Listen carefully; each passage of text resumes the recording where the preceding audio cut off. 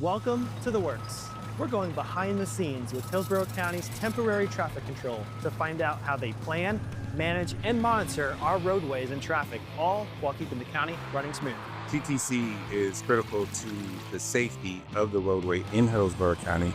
We're making sure that that work zone is set effectively so that it provides the safe traveling path for the persons that are driving through that work zone.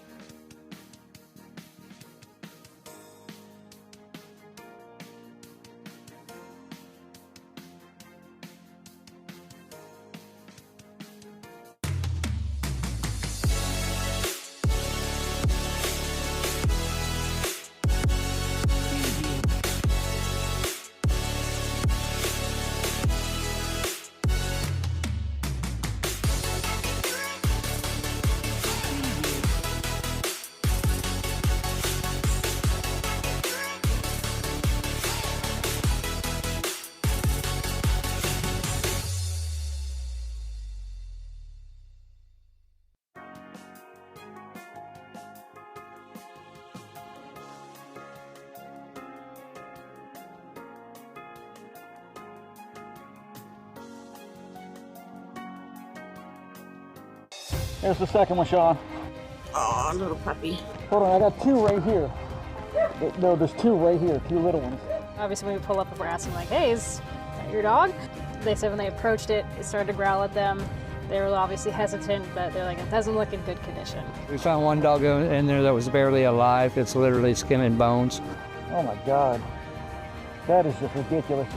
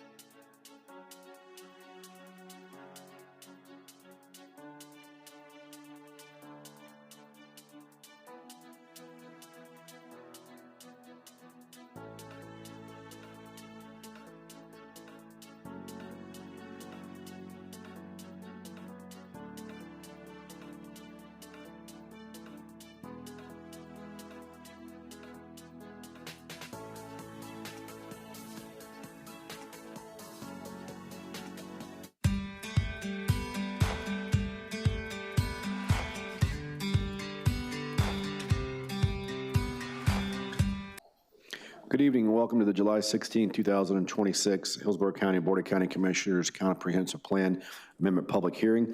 Before we get started this evening, I want to read into the record from Commissioner Miller. Please be advised that due to previously planned travel to manage county business in New Orleans at the NACO annual conference, I will not be able to attend the July 16th comp planning meeting. If you have any questions regarding this, please do not hesitate to reach out to me directly. This evening, the board will consider the adoption of a large-scale amendment to the comprehensive plan. Additionally, the board will consider the adoption of small-scale amendments to the future land use map of the plan, as well as a related application for a rezoning, which will be considered concurrently. So this time, with Planning Commission, I'd like to introduce the first item. Good evening. This is Jillian Massey with Planning Commission staff. The first item on the agenda is item A1, which will be presented by Ms. Katrina Corcoran.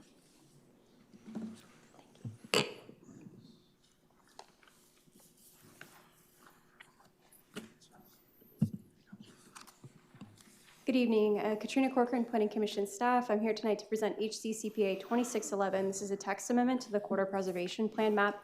I know this board has heard this presentation a couple of times, so I will try to be concise. We have also received a few public comments and questions on this item, so I will also be thorough with the information that I present. And those public comments are available in your packet for your review. Some background on this request. This is a publicly initiated amendment. The applicant is Hillsborough County's Community and Infrastructure Planning Department. It is a text amendment adding an interchange to the adopted Corridor Preservation Plan map. And this interchange is a potential connection to the proposed Fort Hamner Road, which is currently not constructed. Some background on the Corridor Preservation Plan map, the adopted map you can see here. This map is utilized to protect future right-of-way from encroachment, provide connectivity, and ensure transportation corridors are adequate to serve planned growth and development patterns. The map identifies the number of additional lanes needed on existing corridors or for new roadway connections needed to serve future growth. It also shows intersections and interchanges identified for either grade separation or reconfiguration. In coordination with the Land Development Code, this map is utilized to establish setbacks for development and provide clarity about development potential within the future right-of-way. This slide shows some general planning context for the proposed general location of the interchange. It is within the Little Manatee South Community Plan boundary, as well as the Urban Expansion Area, or UEA boundary. That study is currently ongoing. This slide shows the map with the proposed changes. You can see the proposed interchange in southern Hillsborough County. I'd like to note that this map does not dictate the exact location of the interchange. Its location is yet to be determined and will be decided outside of the comprehensive plan amendment process. This slide just shows a slightly more zoomed in look on that interchange. You can see that it intersects with the proposed Fort Hamner Road, which again is currently not constructed. Do you have a couple of agency review comments related to staff analysis that I'd like to go through briefly? We have the TPO's Access 2050 Long Range Transportation Plan, or LRTP. This interchange is in the LRTP within the unfunded needs. I'd also like to note that the proposed interchange received a $7.5 million legislative earmark in 2025 for a study to determine its alignment with final approval from the Florida Department of Transportation. That study is separate and distinct from this plan amendment, which adds the interchange to the Corridor Preservation Plan map for the county's setback and right-of-way planning needs. There are wetlands near the general location of the proposed interchange. EPC's comments noted that a wetland delineation survey is necessary to verify the avoidance of wetland impacts for the proposed interchange. This must be approved prior to any permitting or construction. Protecting, enhancing, and mitigating environmental impacts are important considerations that are noted throughout the comprehensive plan. The EPC's comments in the plan's policies do not directly prohibit interchange construction in this area. Final engineering and approval of the construction and alignment of the proposed interchange would occur outside of the comprehensive plan amendment process. This slide shows that there is also significant wildlife habitat near the proposed interchange. The comprehensive plan states to minimize adverse impacts to environmentally sensitive land and to wildlife habitats. Again, these issues would best be addressed through the roadway engineering and design process outside of the comprehensive plan amendment process. When staff review for consistency with the comprehensive plan, we review the entire plan. So we have a couple of policies that I'd like to point out to you here. The environmental sustainability section, as well as the intergovernmental coordination section, list policies that relate to the previous comments provided by the EPC for wetland impacts, and they require coordination with the EPC.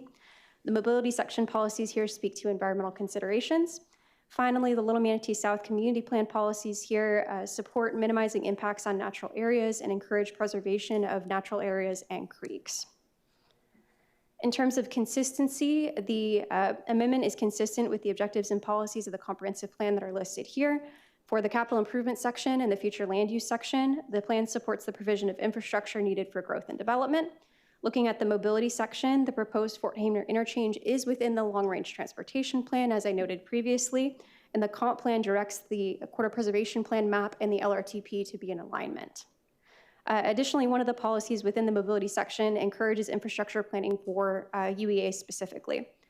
Finally, within the Little Manatee South Community Plan, that community plan has a vision statement that specifically supports regional connectivity to a potential future I-75 interchange.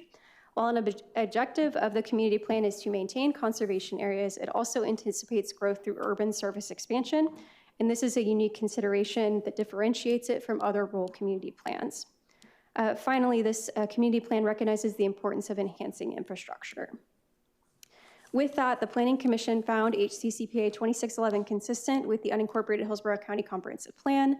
This item was transmitted to the state for a state and regional agency review. They had no objections to this amendment, and this item is for your consideration for adoption this evening. I'm happy to answer any questions that you may have along with staff from Community and Infrastructure Planning. Thank you. Thank you for the presentation. We'll go into the public hearing. Each person will be given 3 minutes. The first 3 speakers this evening are Amanda Brown, followed by Aaron Morrison, and then Samantha Rhymes, who's virtual.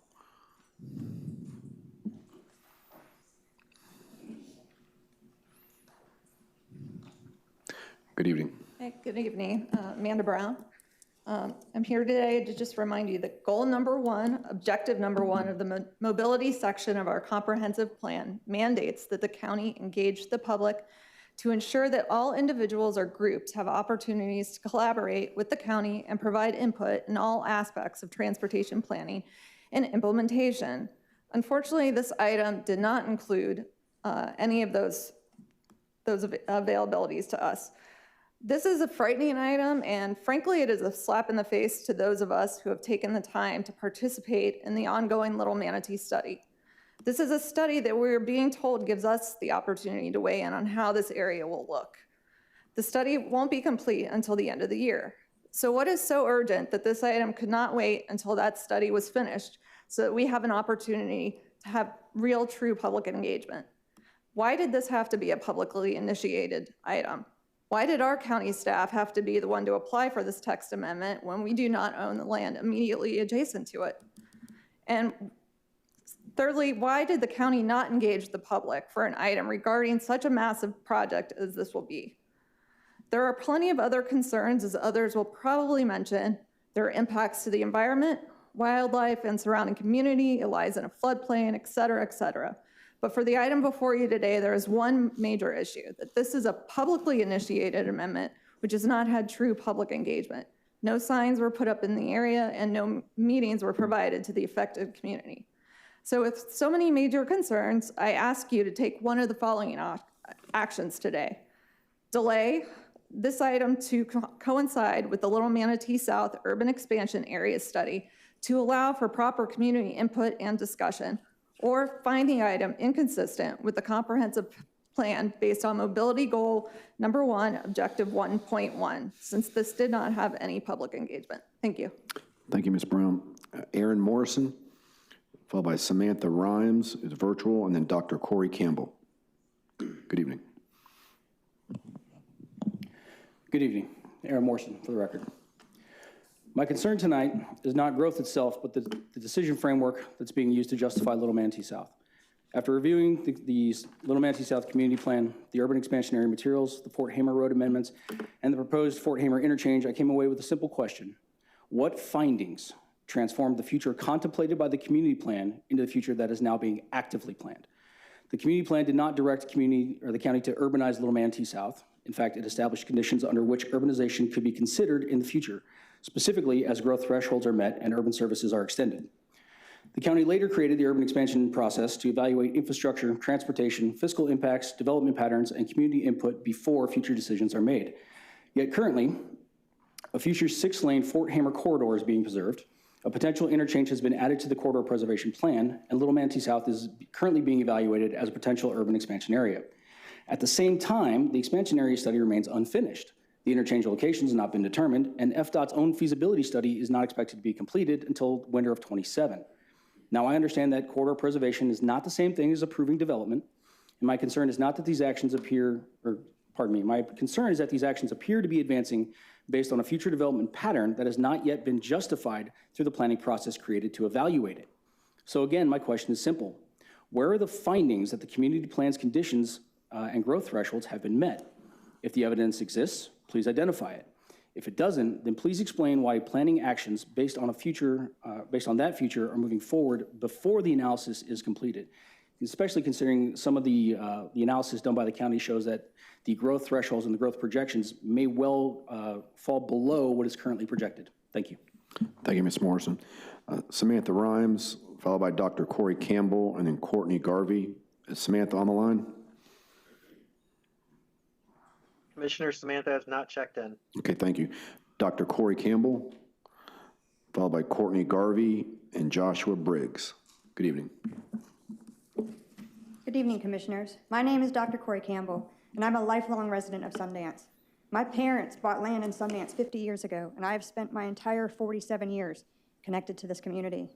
When my husband retired from 20 years in the United States Air Force, we chose to return to Sundance because this community represents abundant wildlife, an equestrian lifestyle, and small family homesteads. I've watched our county transform. Open land disappears, wildlife habitat shrinks, and traffic increases. The character that brought us here is fading. CPA 2611 was initiated by the county, not by the residents of Little Manatee South. And it would change the future direction of our community plan. I understand this is described as a planning amendment and does not directly approve the construction of the Fort Hamer extension and I-75 interchange. But planning decisions matter because community plans define the direction that we choose. It is not just a road. It's about what comes after the road. Adding a future transportation corridor changes the purpose of the Little Manatee South Community Plan. It shifts the area from one centered on agriculture, conservation, and rural living toward one designated to accommodate future urban growth. More roads bring more development, and more development places additional pressure on our groundwater, wetlands, infrastructure, and wildlife habitat. Florida's natural resources are not unlimited, and this area helps protect us from flooding, supports our water supply, and provides habitat for protected wildlife. When government proposes changes that could fundamentally alter a community's future, meaningful public involvement isn't a courtesy, it is essential. Have you visited Sundance? Have you driven our roads? Have you spoken to our families? I invite each of you to spend an hour in Sundance before making this decision. Experience the land, see the wildlife, and see what we are fighting to preserve. Tonight, I'm submitting 2 pieces of evidence for the record. Documentation of our wildlife corridor and our petition. Together, they demonstrate what's at stake and what is widespread support for the preserving of this community plan. We are the people who would live with the consequences of this decision. If transportation improvements are needed, alternatives should be explored that support growth without pushing urban expansion into the Little Manatee South community. 50 years ago, Florida had room to grow. Today, we have to ask a different question. Not where else can we build, but what places are important enough to protect. I ask you to vote no on CPA 2611. Once this landscape is lost, we will never get it back. Please protect the Little Manatee South Community Plan and vote no on CPA 2611. Thank you. Thank you, Dr. Campbell. You can provide those to the clerk over here. Next 3 speakers, Courtney Garvey, and then Joshua Briggs, and then Elizabeth Arnold. Is Ms. Garvey on the line? Courtney is not on the line. All right, thank you. How about Joshua Briggs? Yes, I'm here. Good evening. Name's Joshua Briggs. Am I muted? No, go ahead, sir. Okay. So, quick question for the commissioners is it okay for a municipality to go ahead and move forward on property that's not really theirs. And basically is like, can businesses do it? And municipalities can't, like there's constitutional processes to it. So the question is that's what you guys are doing with these comprehensive plans. Basically is what you're doing is you're saying, hey, we're gonna go ahead and we're gonna grow in areas that's been previously denied. And is like, and I find it ironic that you guys just place growth zones and preservation and everything else to basically set aside land to accommodate future growth and development. And basically you're removing every property right that an individual homeowner has in the area. So basically you've done this countywide. You force basically developments coming in. You go through the Department of Commerce to just adopt this plan that nobody's agreed upon. Then you're impacting residents. Long-term wise is you're forcing development in the areas that shouldn't be developed to begin with because of, flooding corridors, flood zones, floodplains, wildlife corridors. You guys basically is just circumventing the whole constitutional process of protecting homeowners' rights and private property rights in order to basically grab land to accommodate future growth. Now, constitutionally, is like the comprehensive plan is questionable because you still have to go through the whole process of proving that it's going to be beneficial for citizens' health and infrastructure, like to make it better for everybody. You guys have not done that. You guys aren't doing it in the comprehensive plans. Basically, is you're throwing in the comprehensive plan, and then you're forcing, mitigation efforts. Which, if you have to mitigate a project to get the permitting, you shouldn't be developing there to begin with. And like with this, you guys don't even have a plan for a road or where it's at. You're basically saying, hey, we're just going to set aside this land for a future road that we may or may not be able to do. So, again, is like you guys are stepping on so many individual private property rights. You're directing the flow of property usage and everything else in the future. These people that purchase this property is like done so for agriculture and Thank you, Mr. Briggs. Be away from the city. Appreciate your comments, sir. Thank you, sir. Elizabeth Arnold, is she on the line? Elizabeth and Larry Arnold have not checked in. Okay, thank you. Next three speakers are Joel Whidden, and then Mark Vandery, who's virtual, and then Cheryl Whidden. It's Joel. Good evening. Good evening, ladies and gentlemen. I am a resident of Sundance. I don't have anything written down. I just want to tell you some personal experiences living in Sundance for the past 25 years. I'm a fifth generation Floridian from Manatee County is where I came from, moved up into Sundance 25 years ago, just to kind of get a little more of a country type setting as Paris started to tear loose, and we uprooted our family and moved into there. It's been great living out there, but the impact that's coming our way with this possible development and tying in that interchange on Valroy, we have a preserve right down the road where animals will walk out and do their thing, okay? So if we bring that road, that interchange in on Valroy, what are we preserving? I guarantee you, the majority of those animals are going to get slaughtered out there. We have a problem now with all the deer that are being pushed into Sundance from all the developments all over. I can probably count 7 or 8 times just this year, between this year and last year, where deer, babies, mamas, bucks are being slaughtered. Not only is it, killing the animals, it's also endangering the drivers out there that don't live out there. A lot of them use that road as a cut through to go from 301 to 41. Just this past week, my grandson was staying with me, and we were talking about as we were headed back into Ruskin, we were talking about some of the deer populations that are out there. And I told him, I said, just be on the lookout when we get close to 301 back on the left, it's where a lot of the deer congregate. So my 9-year-old grandson happened to say, Pop, there's buffalo back there. There's no buffalo. There's no buffalo in this area. You're going to find that maybe in the ranches up farther out east. Come to find out, some of the other residents had mentioned about a bear, mama bear. So somebody else had gone through there and seen a bear and a mama bear out there on the property moving around.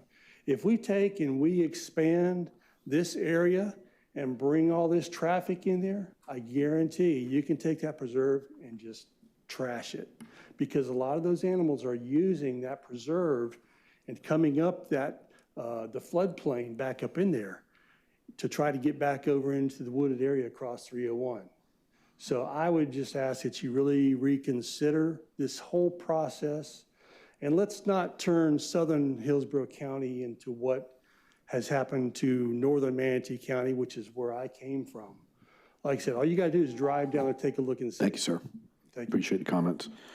Next three speakers, Mark Vandery, who's virtual, then Cheryl Whidden, and then Noel LaCour. Is Mark on the phone? Yes, good evening. Mark Vandery here. I'm from Manatee County, and I've lived in this general area for over 1/2 of a century.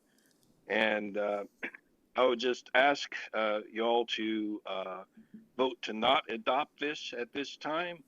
I think it's the wrong move to make. There's considerable wetlands and surface waters. The Little Manatee River is an outstanding Florida waterway. It is presently impaired, even though it's an outstanding Florida waterway. You start opening up this area for higher density development, and you can kind of kiss that goodbye. There's no way it's going to be able to survive that kind of pressure. Now, I think y'all should be ashamed of yourself for going through with this type of a plan without having first specifically determined not just where the wetlands are, the delineation, but what is the carrying capacity of that area? What is the carrying capacity of that South Hillsborough County property? How many people can you put in there? You know, the analogy I've heard y'all say, well, we got a plan for growth. Well, you know, part of your job is to decide when growth is not appropriate in an area. And you need to take that to heart. You need to seriously think about when it is absolutely not appropriate. An analogy I like to use is the ship has sunk and you have a lifeboat that carries 20 people and you're trying to jam 30 to 40 people in that lifeboat, and you're going to kill everybody there because it does not have the capacity. Now, you got a letter from Manatee County. Rachel Layton said that Manatee County has no comments to what you're doing here. Well, let me tell you that's not true, because the citizens of Manatee County were not consulted. We had no idea this was happening. So maybe the administration of Manatee County has no comments, but the citizens of Manatee County have a whole lot of comments, a whole lot of objections, because we are adversely, negatively affected citizens. We're downstream of you. Most of the time, we're downwind of you. And the shenanigans you're going to pull up there along the border are going to have a negative impact on our wildlife corridor, on the quality of our wetlands, if they can even survive what comes after you pave over. You're talking about this Fort Hammer Road. You're talking about a 6-lane highway going right through wetlands and wildlife corridor adjacent to an outstanding Florida waterway. Are you kidding me? It looks like I'm out of time Thank here, you, sir. but I got a lot more to say. Appreciate the comments. So, yes, sir. Next three speakers, Cheryl Whidden, followed by Noel LaCour, and then Carl Bailey. Good evening. Good evening.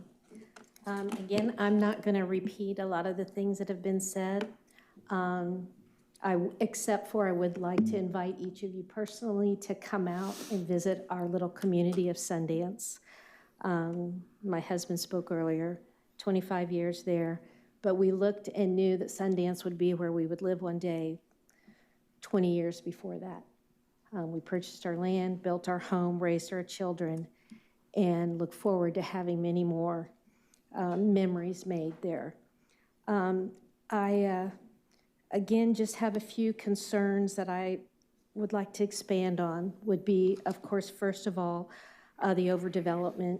If you put a exchange right there, buy all that very sensitive area, with that is going to come the development of literally, it's been projected, of tens of thousands of homes between Sundance and Highway 41. With that will be family homes, single-family homes, multifamily homes, and then the other things that come with that. Will there be gas stations? Will there be Wawas? Will there be all these other things that are going to contribute to that development and all that comes with that? I have a question with you, for you two to consider, please, and that would be, oh, I'm sorry, I lost my place. With that development, those of us that live there now, we have wells. What is going to happen? What is going to be the impact to our wells, our source of water? Is there planning for that? If my water goes out, can I call you guys? I mean, should I? What will I do? What will we do? The same thing that goes with that too is if, God forbid, a tropical storm or a hurricane comes through. A lot of that water that we have seen in the past years is now going to be right there. They're going to you'll fill in some of these wetlands. It's been done. Everybody here knows it. And the mitigation that's offered oftentimes doesn't even go to the areas where the process of filling up these wetlands has occurred. Also, as far as that goes, the flooding, like I said, the floodplains, will they be paved over? I mean, these are questions that, have you stopped to really think about? If not, please do. I ask you please to consider all of these things. If I sounded snarky, I sure don't mean to be, but these are concerns that we've invested so much of our lives, as you've already heard. So I thank you, and again, please come out and visit Thank you, Ms. Whidden. Little hidden gem. We got Can Noel. you state your name for the record, please? Please state your name for the record. Sorry, Cheryl Whidden. Next three speakers, Noel LaCour, followed by Carl Bailey, and then Amy Tanzius. Good evening. Hello, my name is Noelle LaCour. I live 2 miles from the Little Manatee River. First, I'd like to say that the county needs to stop calling these comp plan amendments publicly initiated and instead call them developer initiated, because that's what they really are. The public doesn't want nor need this proposed road. The developers who want to build tens of thousands of homes in the Little Manatee South area want this proposed road. This proposed road to nowhere does nothing to alleviate our traffic congestion in South Hillsborough County. It has one purpose, and that is to support urban sprawl. Y'all cannot keep up with the capital infrastructure improvements nor maintenance and repairs inside the urban service area. And now you're trying to expand the urban service area into this agricultural and environmentally sensitive land, most of which is in evacuation zone A. That area helps hold and absorb stormwater. This is not the appropriate location for this road, nor for an urban expansion, urban area expansion. Instead of subsidizing urban sprawl, the county should focus on protecting our natural resources and managing growth responsibly within our existing urban boundaries.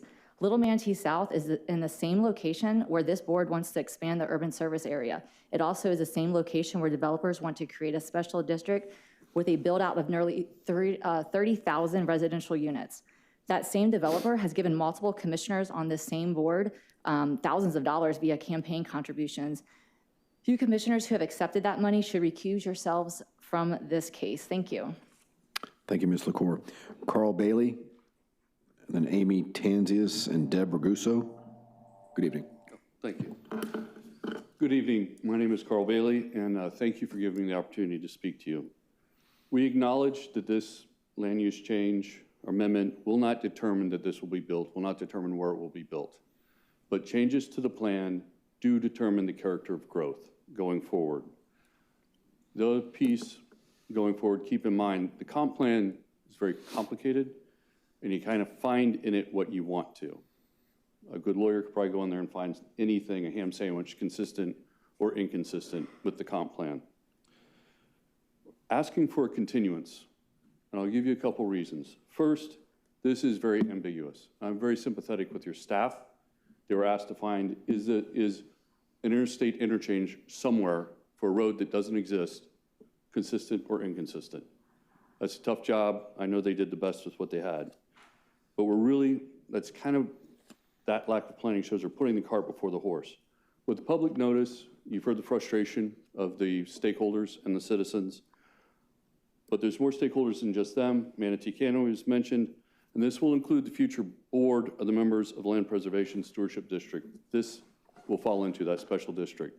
Those board members will be elected by the landowners with 1 vote per acre.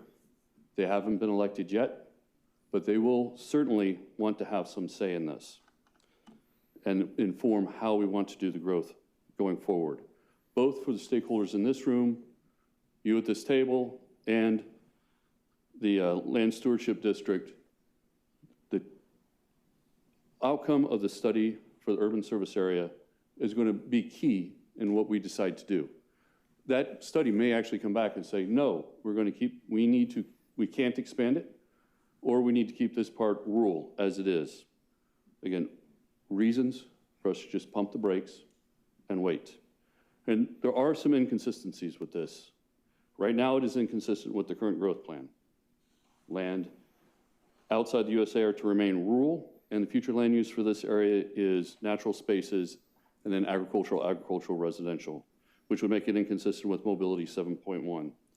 The wetlands piece, you can read either way. It's so ambiguous. We know the wetlands are there. We know the wildlife are there. Without details, you could decide, and you have that latitude either way. And obviously, it's been inconsistent with public notice. And then I'll cite some of the wisdom I've seen on this board. With Amendment 3 not yet approved, we should not be planning for any new growth that we may or may not be able to pay for, because again, this decision will determine the character of growth, and we may obligate ourselves or create the intention that, hey, we're going to grow and not be able to pay for it if Amendment 3 passes.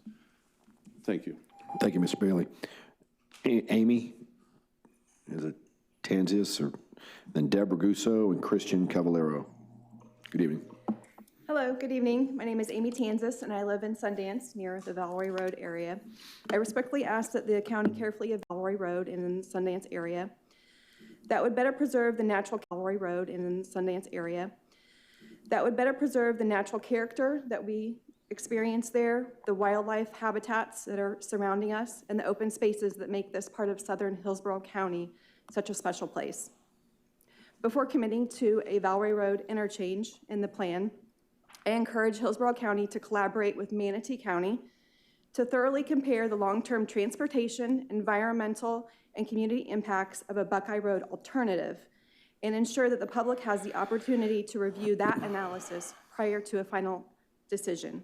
I thank you for your consideration and ask that you defer this or say no. Thank you. I thank you. Deborah Gusso, and the final speaker is Christian Cavallero. Good evening. Good evening, Deborah Gusso. I live in Sundance, the beautiful equestrian community of Sundance. I'm here tonight because of my love of the environment, our love, and I'm deeply concerned about the future of the Little Manatee River State Park and the Cockroach Bay Sanctuary. These pristine, environmentally sensitive areas are the ecological lungs of our region. I'm also a nurse. They are irreplaceable treasures that we truly need to protect. We are currently facing a major decision regarding a proposed highway interchange. Now, I want to be fair. I have made friends with many of the residents living in the new developments and just across the border in Manatee County. They want highway access. They need it. They told me they would love to have an interchange on Buckeye. I completely understand and respect their needs. We do not have to destroy our environmentally sensitive lands to make that happen. There is a better compromise, moving the location to Buckeye is win-win. Placing it there keeps the heavy traffic noise pollution away from the delicate borders of the Little Manatee River State Park and our quiet equestrian neighborhood in Sundance. It satisfies the transportation needs of the neighbors in Manatee County without sacrificing the gems of Hillsborough County. I urge the Commission to protect our environment, protect Sundance community, and work to push this interchange to Buckeye Road instead. Let's choose the path of responsible, balanced growth. Thank you for your time and your dedication to protecting our community's future. Thank you, Ms. Raguso. Christian Cavallero. Good evening, sir. Good evening. Good evening, commissioners. My name is Christian Cavallero, and I'm also a resident of Sundance. I'm also a public servant, just like you, so I thank you for your time and your service. I'm here to respectfully ask that you defer a decision or say no to HC CPA 2611 until additional analysis can be completed and shared with the public. I do understand the importance of planning for the future, and I appreciate the effort that goes into long-range transportation planning. However, decisions like this can influence where growth occurs for decades to come. Once a corridor is incorporated into the comprehensive plan, it can shape future infrastructure investments and development patterns. Before moving forward, I believe residents deserve a clearer understanding of several important questions. Were all reasonable alternatives to other locations for a new I-75 interchange other than Valory Road fully evaluated? How do the environmental impacts compare between those alternatives? How will this affect the rural character, wildlife habitat, and other open spaces that still exist on Valory Road area? How are the long-term fiscal impacts of preserving this corridor compared with other transportation priorities? A short deferral or a no would allow the county to provide additional information, answer these questions, and ensure the public has a meaningful opportunity to understand the long-term impacts of this amendment. Thoughtful planning is not just about preparing for growth, it's also about protecting the natural resources and community character that make Hillsborough County special. Again, I respectfully ask that you defer your decision or say no to HC CPA 2611 until additional analysis can be completed, presented to both the commission and the public. Thank you again for your time and your service and your consideration. Thank you, Mr. Cavallero. Okay, that closes a public hearing. What's the, going to board comment, what's the pleasure of the board?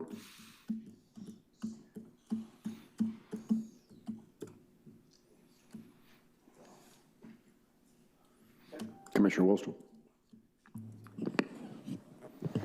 I just wanted to point out a couple of roads that we still deal with today. Decades ago, when they were supposed to have their right-of-way preserved, there were the exact same arguments and methodologies used where they convinced the commission that if they killed the right-of-way preservation, they would kill the development. But here we are now left with a disastrous Lithia Pinecrest that's now almost $350 million to buy through eminent domain processes that are going to delay the project another 7 years to accomplish this public safety enhancement that now has significant delays and unnecessary potentially loss of property and life with Hillsborough Fire Rescue and the Sheriff's Department on it. And there's nothing we can do about it because right when you don't preserve the right-of-way, you have to go through the eminent domain process, which is very predatory legal industry, which has significant delays and future costs of purchasing that property.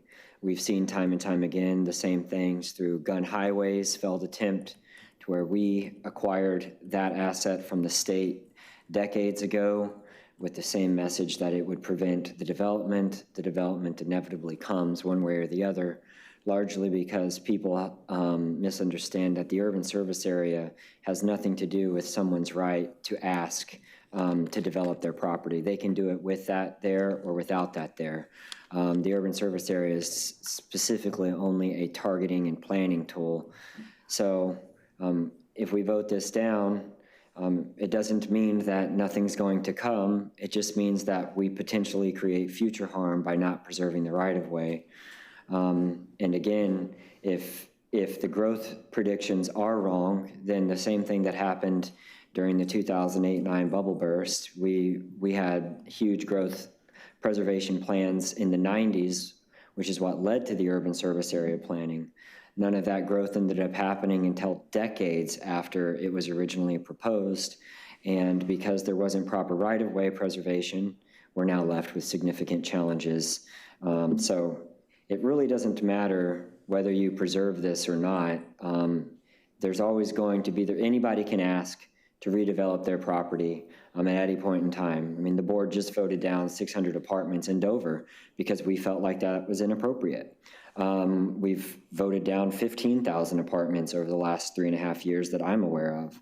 And we can do that at our discretion. And a future board can, there could be no urban service area expansion, there could be no right-of-way preservation. A future board could look at a piece of land and say, hey, I think that this deserves to belong there, urban service area or not, it doesn't matter. That's not how the process works. So I just think that the right-of-way preservation is a moot point. It has nothing to do with the future issues or future growth patterns.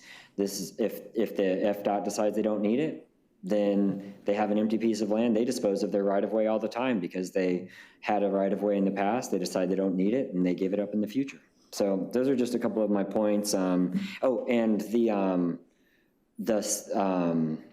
well comment, whether there's development or not, whoever said if our wells run dry, you absolutely should call us, and Tampa Bay Water will, I just had 6 wells fixed in the Lithia area that has nothing to do with growth. It just happened to have a change of the water aquifer. If you have problems with your well, please contact us and we can get Tampa Bay Water's team out there at a no-cost service to you. If they determine that your well is no longer depth or has other issues, they will help you at no cost to you, the taxpayer. Thank you. Commissioner Cohen. Thank you. Mr. Gormley, could you help out here for a minute and just remind the board and everyone exactly what it is we are being asked to do here? Yes, sir. So being asked to add the interchange to the corridor preservation map. This will not be a funding commitment, is not a commitment by the board to construct or to fund or to contribute to any such interchange. It's simply a tool to protect that interchange to ensure that there's not growth there that's incompatible with that. So that if one day you want to build a road, you don't go back and find out that there's a hotel sitting there that got built in the interim. Yes, that's the so I have in my notes here from my briefing, setting aside right-of-way if needed on land the public already owns. Yes, sir. So nothing at all about a plan to build anything yet. Correct. If that were to happen, what would be the public engagement that would occur at that time? So if that were to happen, that would be a project that FDOT would be involved with. There would be public outreach and there'd be a whole process. A whole process, project design and engineering process. It would accompany that decision. Okay, and then the other question I wanted to just, there was a lot of discussion of the community plan, and what I noticed that actually the community plan says is regional connectivity will be supported by providing access to roads that connect to a future interstate I-75 interchange. Yes, sir. So that's actually in the community plan. And then finally, the other thing is that I did notice the Planning Commission voted for this unanimously, is that their recommendation to us was unanimous to find it consistent. Yes, correct. Okay, thank you. Commissioner Bowles. Thank you. I don't know if this is for Attorney Lundgren or for Director Gormley, but if we approve this tonight and FDOT basically says after their study, which concludes at the end of next year, says that it recommends no build or that we shouldn't, go forward with this, does this create any type of entitlement or financial obligation to the county or anybody? No, it would not create any type of financial obligation or entitlement or commitment by the county. It is a planning tool. And it would not obligate the county to any particular action or funding or commitment. So in essence, it's putting a symbol on a map. Correct. To preserve that, and kind of is going concurrent. It's like a concurrent action with the UEA, possible USA study, and the FDOT feasibility study. Yes. All those are happening. So this is like a concurrent action with This is a concurrent part of that. I will note that this has been included in the MPO, Long-Range Transportation Needs Plan, so there has already been some recognition of the potential need for this, as well as the language in the community plan that right. was referenced. So let's say at the end of all this, FDOT says no, and the UEA says no. Are we able to remove it? Absolutely. Yes, sir. Would it have to be another publicly initiated? Go through the same process, but we yes, can remove absolutely. it, and there would be no issues at all. Correct. I mean, outside of what may come out with a couple comment, but. Yes, sir. Correct. Okay. Thank you. Commissioner Myers? Thank you. I agree with all the commissioners who have spoken, your comments as well, Adam. Therefore, I'm going to make a motion to move for approval. This came back, this was transmitted to the state. It came back with no comments, no objection, and so therefore my motion is to approve as presented HCCPA 2611. That's my motion. Okay, we got a motion to approve by Commissioner Myers. Do we have a second? Second. Second, Commissioner Wolstel. Okay, don't see anyone else in the queue. Please record your vote.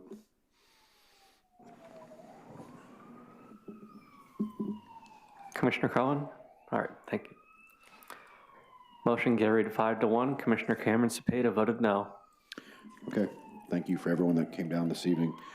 All right, the next two items will be combined presentation and public hearing on HCCPA 25-35 and HCCPA 25-36. This time, the Planning Commission introduced the amendments. Yes, Jillian Massey for the record with Planning Commission staff. As mentioned, the next two items will be presented as one combined presentation, B1 and B2, presented by Ms. Alexis Myers from Planning Commission staff. Thank you. Good evening, Commissioners. Alexis Myers, Planning Commission staff. I'm here to present HCCPA 2535 and HCCPA 2536, located at 6210 County Road 579 for the urban service area expansion and the future land use map amendment.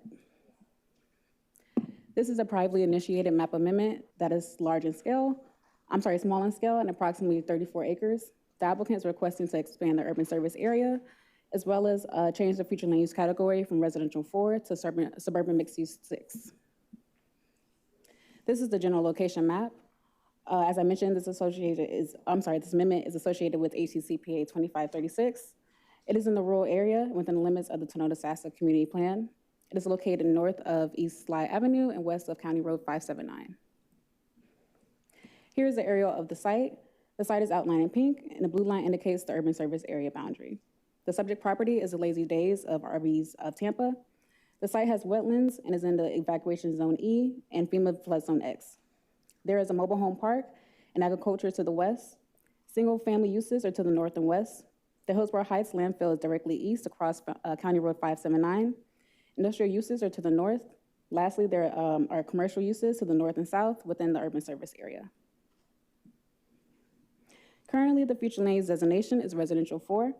The Res 4 category allows 4 dwelling units per gross acre and a maximum floor area ratio of 0.25. This designation allows for the consideration of agricultural, residential, neighborhood commercial, office uses, multi-purpose projects. Other future land use categories shown in this map include suburban mixed use 6 and community mixed use 12 to the south, public to the east, and residential 1 to the west.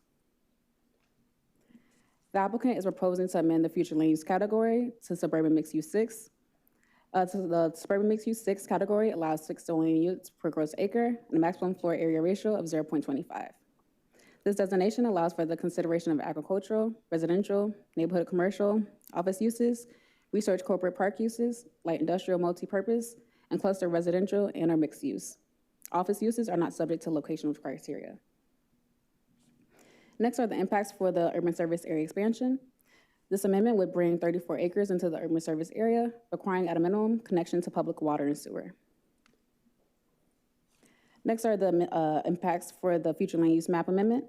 As far as existing conditions, currently under Res 4, the site could consider 136 dwelling units or 370,821 square feet of non-residential uses.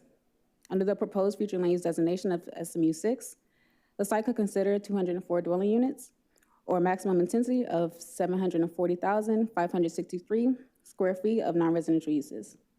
The proposed amendment will result in the increase in development potential by allowing higher residential density and greater commercial intensity.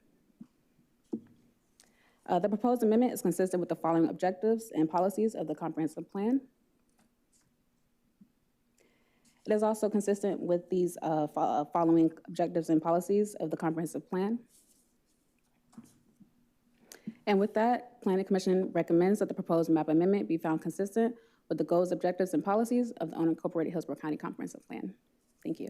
And this concludes my presentation for HCCPA 25 and HCCPA 2536. All right, thank you for your presentation. The applicant.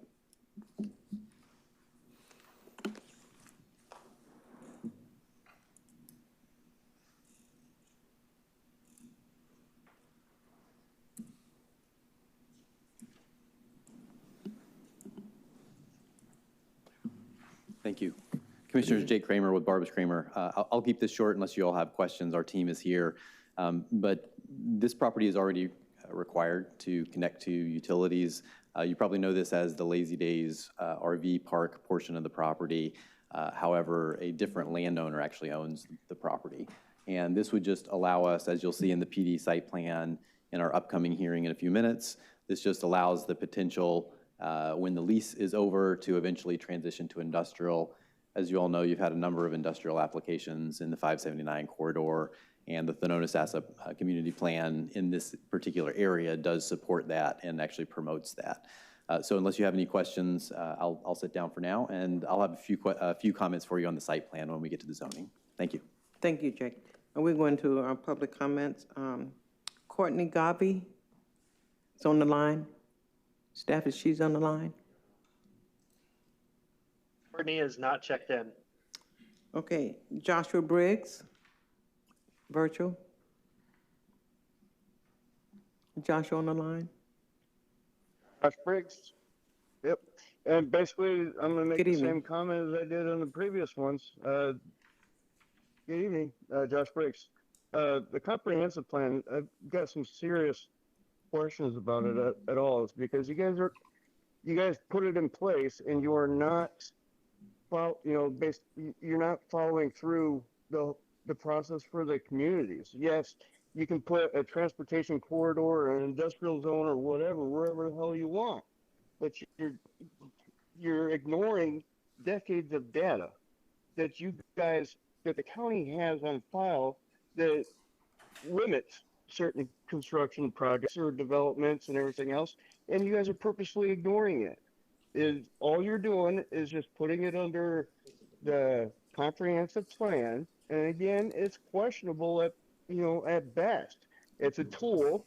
It is not the set in law. I don't think it's even can muster up the constitutionality of everything, private property rights or whatever.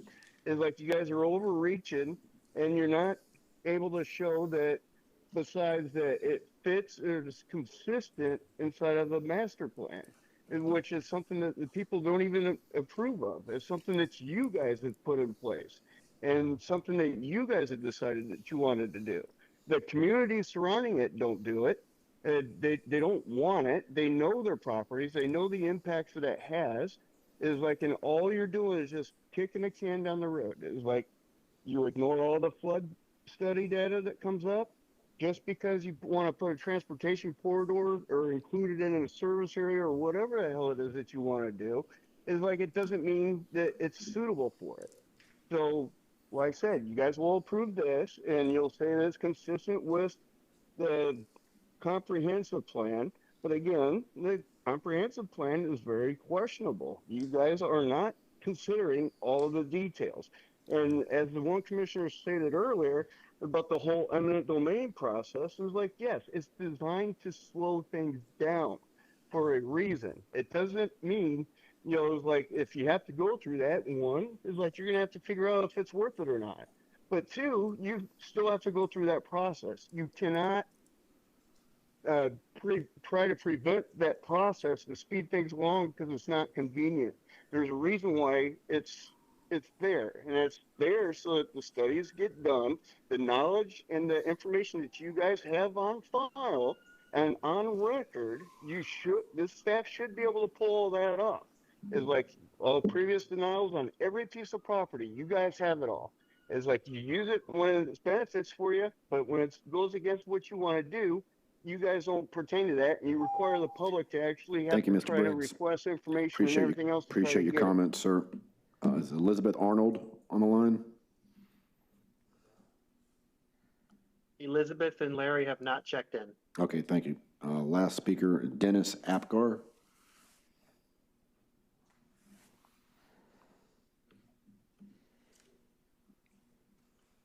Good evening.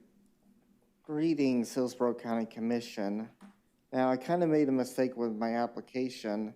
I know the vote has already been done, but I wish you guys reconsider. About myself, I'm a geographer and an aspiring urban planner. And I think sprawl is the wrong way to go when it comes to urban planning practices. Right now, the U.S. is really behind other countries when it comes to land use zoning. In France, for example, they have wildlife corridors every certain number of kilometers. And we need to get rid of the traditional Euclidean zoning for form-based codes as directed by the Congress for New Urbanism, but preferably Dutch or, zoning of any European Union country where the suburbs are dense and the wildlife is protected. I really wish you guys really wish you would reconsider the notion to keep the right-of-way for the interchange in the future to get rid of the project. I support the no-build option, by the way. Sorry if I'm kind of... Okay. So, as regards to the motion at on the Lazy Days RV, I don't think there's a reason to extend this urban service boundary there. As I think it's being Lazy Days RV seems to be happy with what they have right now. And I think I'm speaking on future other motions, right? So I thank you all for taking time to listen to me. Thank you, Mr. Apgar. Appreciate your comments. Thanks for coming down. That closes the public hearing. The applicant has an opportunity for a 3-minute rebuttal. Do you want to use that? Mr. Chairman, I think some of the comments were obviously about the last application. I'll get into the site plan. I'll address some of the concerns, but I think it'd be better to move on to the zoning, and then I can address some of the comments that were made. Okay. Thank you. The votes on these two plan amendments will occur after the related rezoning. At this time, anyone that's intending to speak on the rezoning request, will you please stand so the clerk can swear you in? All right. Do you swear or affirm that the testimony you're about to give will be the truth, the whole truth, and nothing but the truth? All right. Thank you. You may be seated. All right. Staff will introduce the item. Commissioners, the next item is related item, agenda item B3, which is the current item, rezoning major mod 26-340. This is a major modification to the plan development located as indicated on the map on the west side of County Road 579, on the north side of Sly Avenue. It's a major modification to parcel 3 within the plan development that's currently approved for an RV campground and display area. This proposal will add a second development option to the parcel 3 to allow for manufacturing uses, including warehousing, distribution, manufacturing, and accessory outdoor storage, totaling a maximum of 750,000 square feet. development services staff based on the site plan and proposed buffering and screening, which includes an additional enhanced buffering along the northern boundary adjacent to residential. Staff did find this request approvable. Planning Commission found the request inconsistent with the plan, and the hearing officer recommended approval. We're available for any questions. Thank you. All right, thank you. Applicant? Thank you. Jake Kramer from Barbas Kramer, 2002 West Cleveland Street, here again. I'm just going to go through a couple of slides to address some of the comments that were made, commissioners. The only reason why we're here today is, again, we're planning for the future. So this is actually good planning. For some reason, we have not been able to quite figure out this entire PD was actually required to connect into utilities, but for some reason, the urban service area that line had just been drawn at the time. And so probably what should have happened is in the 90s, this property should have all been put into the urban service boundary, and that didn't happen. The Thonotosassa Community Plan, again, back in the 90s, around the same time, the Planning Commission actually voted in favor of considering along this 579 corridor that on a case-by-case basis, they recognized that it was going to be, even back then, it was transitioning away from residential into what we see now, into really an industrial corridor, right? So we have the county's solid waste landfill. The county's made massive investments out in this area because of that, and that's why you see some of these uses like Amazon, Cascrete, Florida Biosolids, Mako Soils, and so really this is the perfect place for the county to maximize its investment in this area and allow industrial, because industrial doesn't fit everywhere. If it fits anywhere, I would suggest to you that it's in this part of the county. Now, we did have a community meeting, and we came up with several things based on the community meeting. We had an open house, we asked for feedback, and this is the way the process is supposed to work, because a few things came out of that meeting that we thought were good ideas and we've incorporated. One of those was working with staff to, on our western boundary, we worked on some variations from the normal buffering standards because we wanted to protect, there's some wetlands, so we wanted to protect those. And then we also wanted to protect the existing tree line on the southwestern portion of the property. So we worked with staff to do that at the community's request. We also, on the north side of the property, the community asked for some enhancements for compatibility along Buster Bean Road. And so this is, again, this is what we've proposed and worked with the community. We've had a number of follow-up calls with the representatives that live out on this road. And then there were some traffic concerns. So again, we worked with staff to figure those out, to make sure we're designing safe improvements and safe access to the site. And again, those were all at the community's request, which we were happy to do. So, you know, again, your Planning Commission unanimously recommended this area that it should continue to transition towards industrial. We have the support of staff. We worked hard with them and the community. Our team is here if you have any questions. So thank you for your time. Appreciate it. All right, thank you. This time we're going to oral argument, which is limited to the parties of record. 5 individuals have signed up this evening. None are qualified as parties of record according to our county attorney. And I'll just say their names: Courtney Garvey, Joshua Briggs, Elizabeth Arnold, Larry Arnold, and Cheryl Whidden. There are 3 individuals that are parties of record. As far as proponents would go first, Cynthia Godwin Wilson. Is she here? Want to speak? Oh, you're. Hello, Cynthia Spidell, Barbas Kramer, for the record. Cynthia Wilson reached out to me. She could not attend tonight, but she did come out at Zoning Hearing Master. She was one of the persons who came to our community meeting, and we were able to address her concerns. So she came out in support of the project at Zoning Hearing Master, but she apologizes she could not be here today. All right, thank you. Thank you. Anyone else in support? Okay, opposition, there was a Thomas Godwin and a Patricia Boyette. Either one of you here? Okay, anyone else in opposition? All right, applicant need rebuttal? No, sir. You're good? Okay, Planning Commission?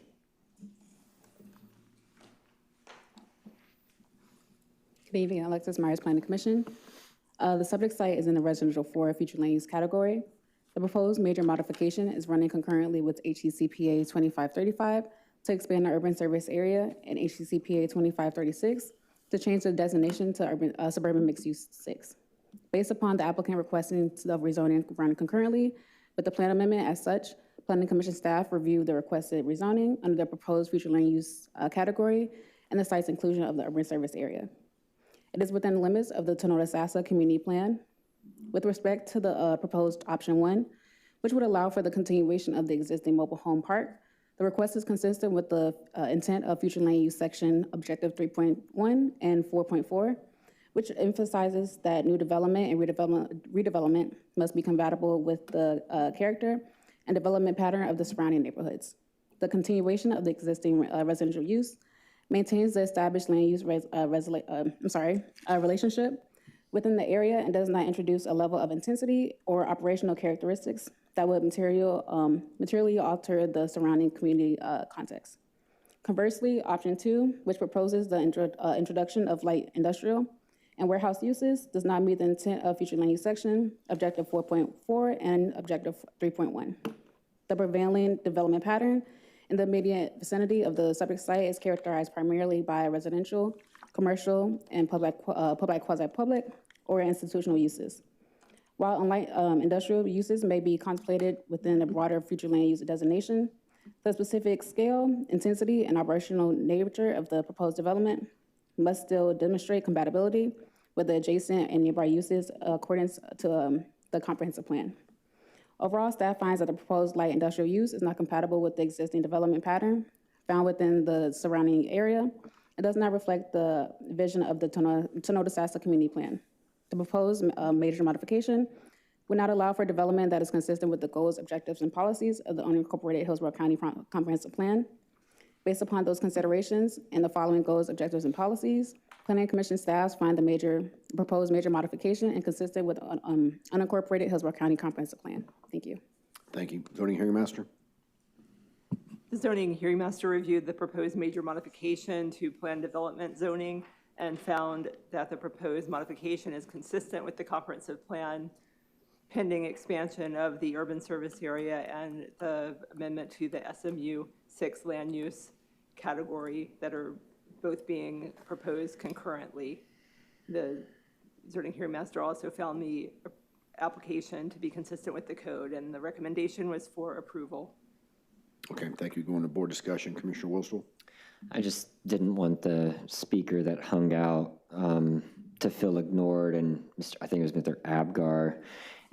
Just contact my office, and I want to email you the letter from the Planning Commission about the urban service area and how they basically have no idea if it's working, how it's working, or what it's doing to us, and also point out that Hillsborough County is, I think, the top county for wildlife corridor preservation. If you didn't know that, over 60,000 acres, more than double the #2 county in the state of Florida. So I'll move for approval of both items.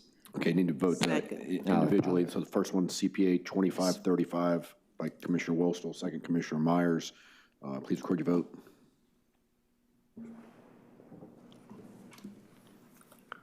Motion carried 6-0. You have a motion for CPA 2536. So moved. Motion Commissioner Wilsel, second Commissioner Cohen. Please record your vote.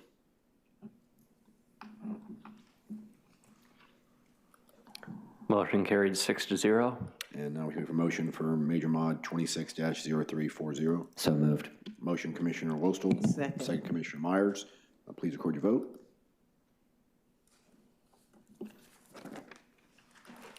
Motion carried 6-0. Okay, with that, we're adjourned.